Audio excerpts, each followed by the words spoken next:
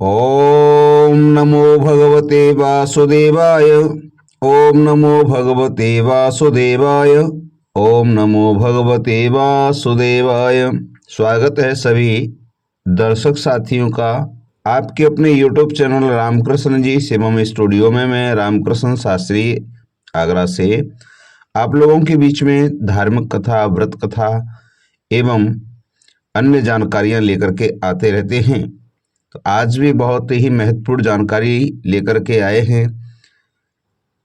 मार्च 2025 में फाल्गुन शुक्ल एकादशी कब है, तो जानते हैं इसका शुभ मुहूर्त, पारायण का समय, पूजा विधि और व्रत कथा और विष्णु चालीसा का पाठ किस तरीके से करना चाहिए, क्या करें एकादशी में, क्या नहीं करें, और ये कौन सी एकादशी है, ये आमल एकादशी, और इसके बारे में संपूर्ण जानकारी इस वीडियो में देने वाले हैं। तो वीडियो को कृपया स्किप न करें, पूरा वीडियो देखें। संपूर्ण जानकारी इस वीडियो में देने वाले हैं। अभी तक आपसे निवेदन करना चाहेंगे, अभी तक आपने चैनल को सब्सक्राइब नहीं किया तो प्लीज़ चैनल को जरूर सब्सक्राइब करें, बेल को प्रेस करके रखें जिससे नोटिफिकेशन आपको सबसे पहले मिलते रहें। चलिए ज़्यादा समय नहीं लेते हुए प्रारंभ करेंगे कि मार्च एकादशी 2025 कब व्रत रखा जाएगा। तो सही तिथि, पूजा विधि, शुभ मुहूर्त, सबकी जानकारी आपको इसमें देने वाले हैं। हिंदू धर्म में एकादशी व्रत को बहुत ही महत्वपूर्ण माना जाता है। इस दिन भगवान विष्णु और माता लक्ष्मी की पूजा की जाती है और मान्यता के अनुसार इस दिन व्रत करने से व्यक्ति के जीवन को तमाम परेशानियों से छुटकारा मिलता है। एकादशी तिथि भगवान विष्णु और माता लक्ष्मी को प्रसन्न करने और उनका आशीर्वाद प्राप्त करने के लिए सबसे उत्तम तिथि मानी गई है। इस दिन लोग विधि विधान से जगत के पालनहार श्री हरि विष्णु और धन की देवी लक्ष्मी जी की पूजा किया करते हैं। कहते हैं कि इस दिन व्रत करने से व्यक्ति को जीवन से सभी पापों से मुक्ति मिलती है और सभी मनोकामनाएं भी पूरी होती हैं। यह माह में 2 बार आया करती है एकादशी। तो जानते हैं मार्च माह में यह व्रत कब रखा जाएगा। तो हिंदू पंचांग के अनुसार मार्च की पहली एकादशी यानी फाल्गुन मास शुक्ल पक्ष की आमल की एकादशी तिथि शुरुआत 9 मार्च को सुबह 7:45 पर होगी। वहीं तिथि का समापन 10 मार्च को सुबह 7:44 पर होगा। उदया तिथि के अनुसार इस बार आमल की एकादशी का व्रत 10 मार्च को रखा जाएगा। चलिए जानते हैं पंचांग के अनुसार मार्च की इस एकादशी के बारे में। इस आमल की एकादशी के दिन आपको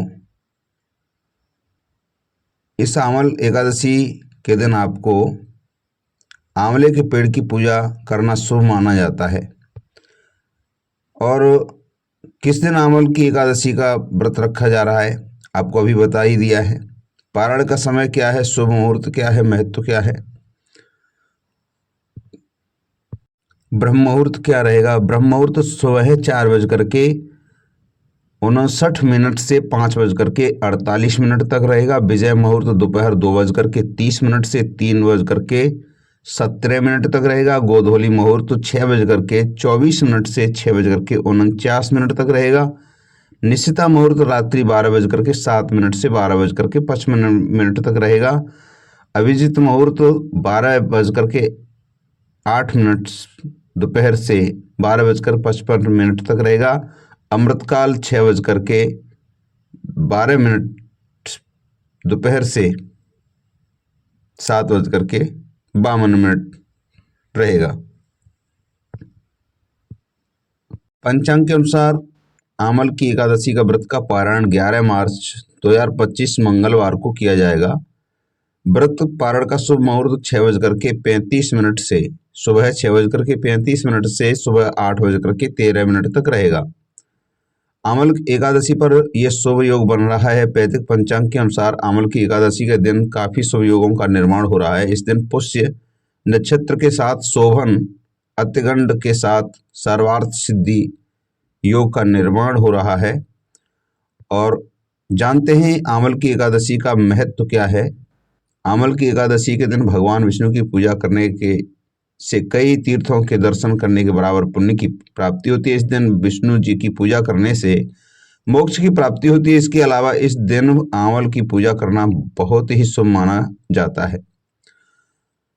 मान्यता है कि आंवल के पेड़ के में विष्णु जी का वास होता है, इसलिए इस दिन इसकी पूजा करने से जातकों को हर तरह से दुख, दर्द और पापों से मुक्ति मिल जाती है। आइए अब जानते हैं आमल एकादशी की विधि क्या है, आरती क्या है और व्रत कथा क्या है। तो यह व्रत 1000 गोदान करने का फल देता है आमल की एकादशी। इसकी व्रत कथा क्या है कि एक दिन मानधाता बोले कि हे वशिष्ठ जी, यदि आप मुझ पर कृपा करें तो किसी ऐसे व्रत की कथा कहिए जिससे मेरा कल्याण हो। महर्षि वशिष्ठ बोले कि हे राजन, सब व्रतों से उत्तम और अंत में मोक्ष देने वाले आमल एकादशी के व्रत का वर्णन करता हूँ। यह एकादशी फागुन मास के शुक्ल पक्ष में होती है। इस व्रत के करने से समस्त पाप नष्ट हो जाते हैं और इस व्रत का फल 1000 गोदान के फल के बराबर होता है। अब मैं आपसे एक पौराणिक कथा कहता हूँ, आप ध्यानपूर्वक सुनिए। एक वैदिश नाम का नगर था जिसमें ब्राह्मण, क्षत्रिय, वैश्य, शूद्र चारों वर्ण आनंद से रहा करते थे। उस नगर में सदैव वेद ध्वनि गूंजा करती थी तथा पापी, दुराचारी, नास्तिक उस नगर में कोई नहीं था। उस नगर में चैत्ररथ नाम का एक चंद्रवंशी राजा राज्य करता था। वह अत्यंत विद्वान और धर्मी था। उस नगर में कोई भी व्यक्ति दरिद्री और कंजूस नहीं था। सभी नगरवासी विष्णु भक्त थे और आबाल वृद्ध, स्त्री पुरुष एकादशी का व्रत किया करते थे। एक समय फागुन मास के शुक्ल पक्ष की आमल की एकादशी आई। उस दिन राजा, प्रजा और बाल वृद्ध सबने हर्षपूर्वक व्रत किया। राजा अपनी प्रजा के साथ मंदिर में जाकर के पूर्ण कुंभ स्थापित करके धूप, दीप, नैवेद्य, पंचरत्न आदि से धात्री यानी आंवले का पूजन करने लगे। इस प्रकार स्तुति करने लगे कि हे धात्री, तुम ब्रह्म स्वरूप हो, तुम ब्रह्मा जी द्वारा उत्पन्न हुए हो और समस्त पापों का नाश करने वाले हो। तुमको नमस्कार। अब तुम मेरा अर्घ स्वीकार करो। तुम श्री रामचंद्र जी द्वारा सम्मानित हो। मैं आपकी प्रार्थना करता हूँ, अतः आप मेरे समस्त पापों को नाश करो। उस मंदिर में सबने रात्रि को जाड़ किया। रात के समय वहां पर एक बहेलिया आया जो अत्यंत पापी और दुराचारी था। वह अपने कुटुंब का पालन जीव हत्या करके किया करता था। भूख और प्यास से अत्यंत व्याकुल हुआ बहेलिया उस जागरण को देखने के लिए मंदिर के एक कोने में बैठ गया और विष्णु भगवान तथा एकादशी माध्यम की कथा सुनने लगा। इस प्रकार अन्य मनुष्यों की भांति उसने भी सारी रात जागरण में बिता दी।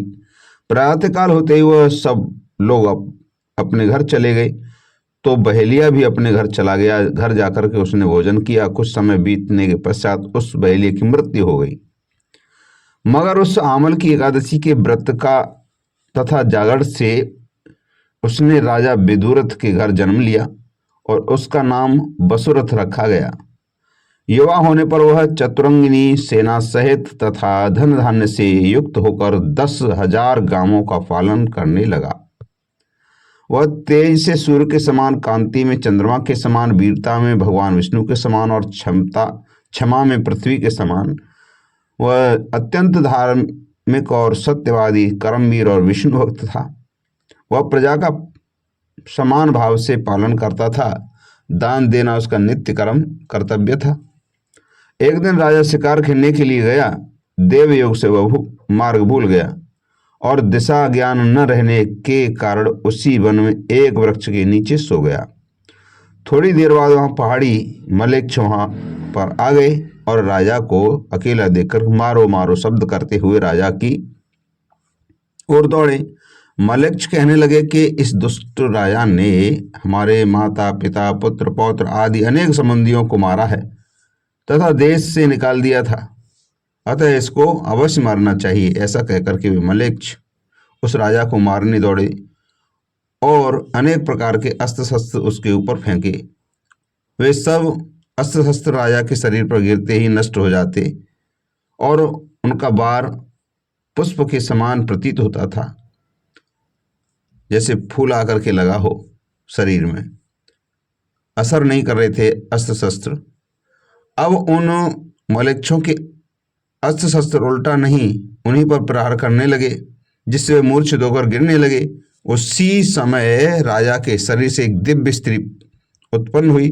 वह स्त्री अत्यंत सुंदर होते हुए भी उसकी भ्रुकुटी टेढ़ी थी, उसकी आंखों में लाल लाल अग्नि निकल रही थी, जिससे वह दूसरे काल के समान प्रतीत होती थी।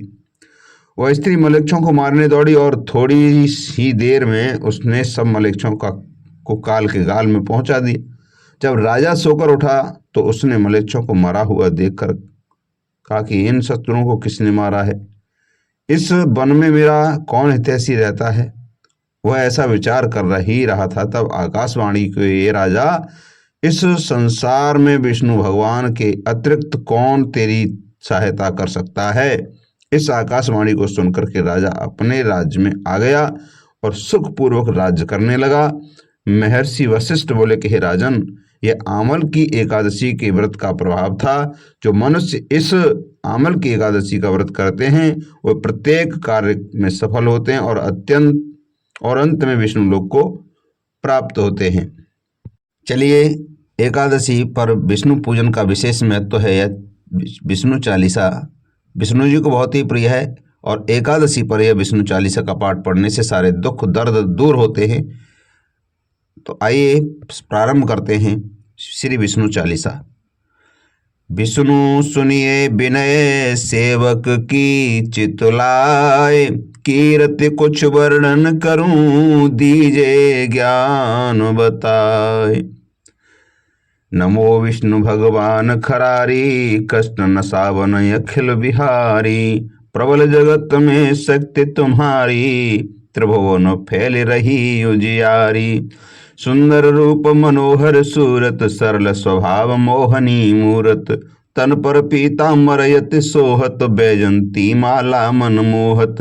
शंख चक्र कर गदा विराजे, देखत दैत्य असुर दल भाजे। सत्य धर्म मद लोभन गाजे, काम क्रोध मद लोभन छाजे। संत भक्त संजन मन रंजन, धनुज असुर दस्रदन गंजन। सुखोपजाय कष्ट सब भंजन, दोष मिटाए करत जन सज्जन। पाप काट भव सिंधु तारण, कष्ट नाश कर भक्त निवारण। करत अनेक रूप प्रभु धारण, केवल आप भक्ति के कारण। धरणी धेनु बन तुम्हें पुकारा, तब तुम रूप राम का धारा। 12 उतारे सुरदल मारा, रावण आदिक को संहारा। आप बराह रूप बनाया, हरणाक्ष को मार गिराया। धर्म तस्य तन सिंधु बनाया, 14 रत्नन को निकलाया। अमेलख असुरन द्वंद मचाया, रूप मोहनी आप दिखाया। देवन को मृत पान कराया, असुरन को छवि से बहलाया। कूर्म रूप धर सिंह मझाया, मंद्राचल गिर तुरत उठाया। शंकर का तुम फंद छुड़ाया, भस्मासुर को रूप दिखाया। वेदन को जब असुर डुबाया, कर प्रबंध उन्हें ढुड़वाया। मोहित बनकर खलह नचाया, उस ही कर से भस्म कराया। असुर जलंधर यत्य बलदाई, शंकर से उनकी लड़ाई। हार पार शिव सकल बनाई, कीन सती से छल खल जाई।